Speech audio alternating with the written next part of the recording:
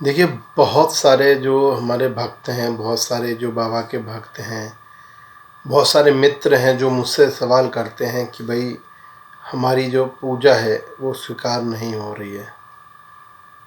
हम कैसे पता करें, कैसे पता चलेगा कि हमें कि हम जो पूजा कर रहे हैं बाबा की, माता की, जिसकी भी हम पूजा कर रहे हैं वो हमारी पूजा स्वीकार कर रहे हैं, हमें कैसे पता चलेगा?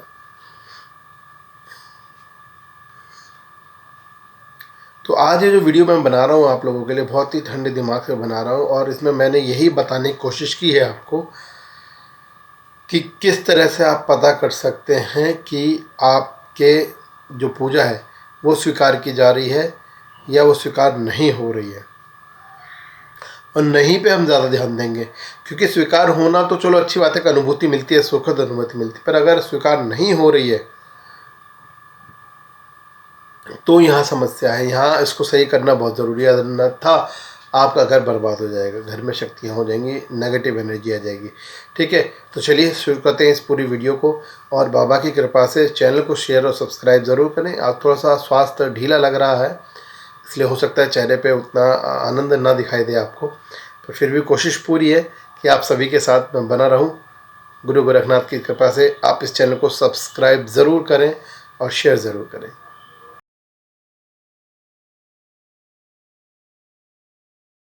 जय जय गुरु गोरखनाथ, जय हो धाम आहार की, जय बहागर की सरकार की, जय मेरे गोरख तेरी सदा ही जय हो, बोलो जहारवीर बाबा तेरी सदा ही जय।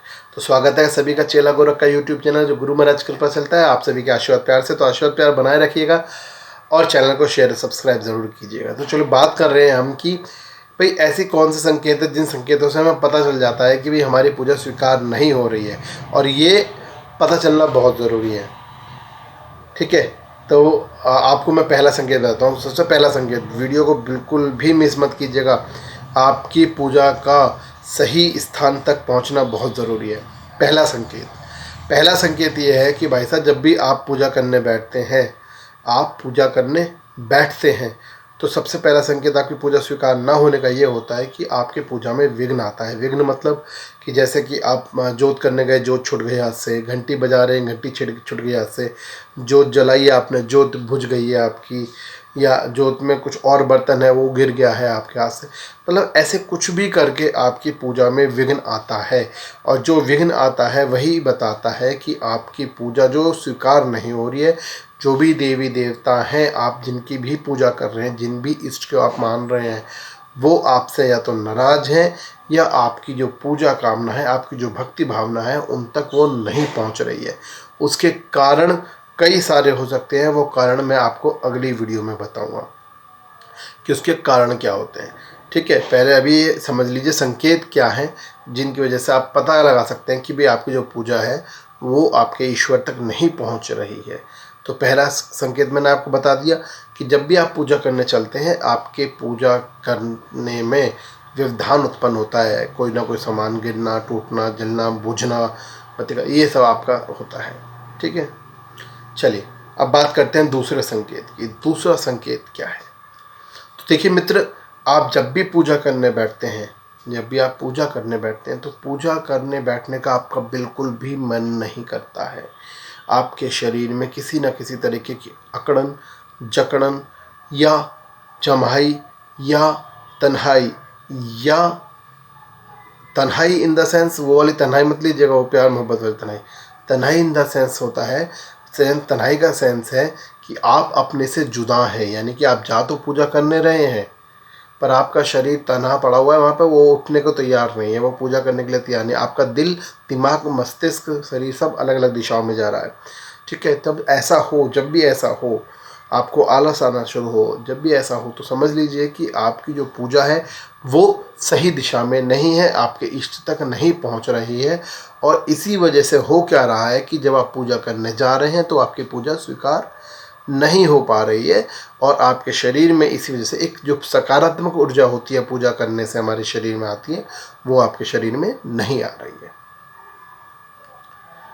तीसरा संकेत मैं आपको बता देता हूँ।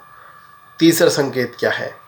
तीसरा संकेत आपकी पूजा स्वीकार ना होने का होता है कि जब भी आप पूजा करते हैं तो आपके काम बिगड़ने शुरू हो जाते हैं। जब भी आप पूजा करना शुरू करते हैं तो आपके काम बिगड़ने शुरू होते हैं। नॉर्मली होता क्या है कि हम अगर पूजा करते हैं, हम ईश्वर को मानते हैं, ध्याते हैं, तो हमारे काम बनने शुरू होते हैं, हम खुशहाली की तरफ आने शुरू होते हैं, हमारा बेनिफिट होना शुरू होता है। किंतु जब आप पूजा करते हैं, अगर आपकी पूजा स्वीकार नहीं हो रही है, गलत जगह जा रही है, आपके इष्ट तक नहीं पहुंच रही है, तो जब आप पूजा करते हैं तो पूजा करते ही आपके घर में लड़ाई झगड़े शुरू हो जाते हैं, आपके काम बिगड़ने शुरू हो जाते हैं, बनने की बजाय बिगड़ने शुरू हो जाते हैं, काम बिगड़ने शुरू हो जाते हैं। तो ये भी एक पॉइंट है, ये भी एक संकेत है जिससे आपको पता चलता है कि आपकी जो पूजा है आपके इष्ट तक नहीं पहुंच रही है, आपके भगवान तक नहीं पहुंच रही है, और आपकी पूजा व्यर्थ जा रही है, उसका कोई लाभ हो नहीं रहा है। ठीक। चौथा संकेत, मैं चौथा संकेत और बता देता हूँ आपको। चौथा संकेत क्या है? चौथा संकेत है कि आपके घर में किसी भी तरीके के आर्थिक नुकसान का होना। आर्थिक नुकसान कई तरीके से होता है। आर्थिक नुकसान मतलब आप सपोज़ कोई व्हीकल चलाते हैं, स्कूटर, मोटरसाइकिल, साइकिल, गाड़ी चलाते हैं, उसमें नुकसान होना, उसमें जैसे आप पूजा करना शुरू करते हैं उसमें नुकसान होना शुरू हो जाता है। आपके घर में किसी सामान का ख़राब हो जाना, किसी सामान का टूट जाना, मतलब एक चीज़ होती है ना कि एक बच्चे 10 साल 15 साल पुराना आइटम हो गया, ऐसा नहीं, नई चीज़ों में भी समस्या आने शुरू हो जाती हैं। तो जब भी ऐसा होना शुरू हो जाता है तो ये भी संकेत है कि आपकी पूजा गलत जा रही है, सही नहीं है, उसका डायरेक्शन सही नहीं है, वो जहाँ जानी चाहिए तो उसके पास नहीं जा रही है। आपका जो ईष्ट है जिसको आपको मनाना है उस तक आपकी पूजा नहीं पहुंच रही है। ये चारों संकेत आपको बताते हैं कि आपकी जो पूजा है वो सही जगह में नहीं जा रही है, सही दिशा में नहीं जा रही है, और आपको पूजा को डिफाइन करने की ज़रूरत है। आपको अपने ईष्ट को, अपने अपने भगवान को मनाने की ज़रूरत है, क्योंकि पूजा वहाँ तक नहीं जा रही है। उसके कारण खोजने की ज़रूरत है कि आपकी पूजा सफल क्यों नहीं हो रही है, आपकी पूजा सही जगह क्यों नहीं जा रही है। उसके क्या बहुत सारे कारण हो सकते हैं, वो कारण आप इससे अगली वीडियो में ज़रूर जानेंगे। मैं आपको ज़रूर बताऊँगा कि क्यों कारण है कि आपकी पूजा सफल नहीं होती है या सही जगह नहीं जाती है, उसके क्या क्या कारण हो सकते हैं वो मैं अगली वीडियो में बताऊँगा। यहाँ से दोस्तों मैं आपसे एक प्रार्थना करना चाहता हूँ। मैं आपसे दोस्तों एक प्रार्थना करना चाहता हूँ यहाँ से कि आपको मैं बता दूँ, भविष्य फाउंडेशन जो संस्था है वो अब सामाजिक संस्था एक स्कूल चला रही है इस वक्त, भविष्य शिक्षा मंदिर के नाम से, जिसमें प्रौढ़ शिक्षा भी होती है, बच्चे गरीब बच्चों को हम शिक्षा देते हैं।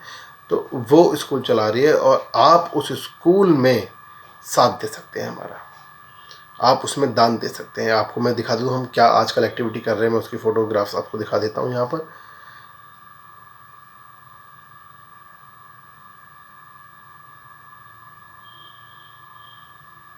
कुछ इस तरीके की एक्टिविटीज़ हम आज की डेट में कर रहे हैं, तो आप भी हमारा सहयोग कीजिएगा। बच्चे आपका छोटा सा दान, छोटी सी आप पैसा दान करेंगे तो उससे बच्चे पढ़ते हैं, बच्चों का भला होता है, संस्था का भला होता है। तो आप दान कर सकते हैं। ये जो स्कैनर आ रहा है इसके स्क्रीन पर, अब इसको स्कैन करके आप डायरेक्ट हमारे अकाउंट में भी पेमेंट कर सकते हैं। 50, 100, 200, 500, 1000 जो भी आप देना चाहें आप दे सकते हैं। बच्चों के लिए, आप संस्था के लिए कर सकते हैं। मैं आपको बता दूं आप सभी को कि मैं आपसे कोशिश करता हूं सभी के जवाब देने की, रिप्लाई, चाहे वो कमेंट में आए हो, चाहे वो कॉल में आए हो। और आप सभी से एक रिक्वेस्ट ज़रूर करूंगा कि थोड़ा समय का ध्यान रखिएगा कि आधी रात को कॉल मत किया कीजिए। रात को 12-1 बजे कॉल आती हैं तो सही नहीं होती हैं। आप अपनी पूजा पे ध्यान दीजिए, गुरु महाराज पे ध्यान दीजिए, बाबा साहब आपकी कृपा करेंगे। आप सभी का बहुत बहुत धन्यवाद। गुरु गोरक्षनाथ महाराज आप सभी पे कृपा है। जय जय श्री गुरु गोरक्षनाथ, जय जय भारत महाराज, जय हो धाम महाराज।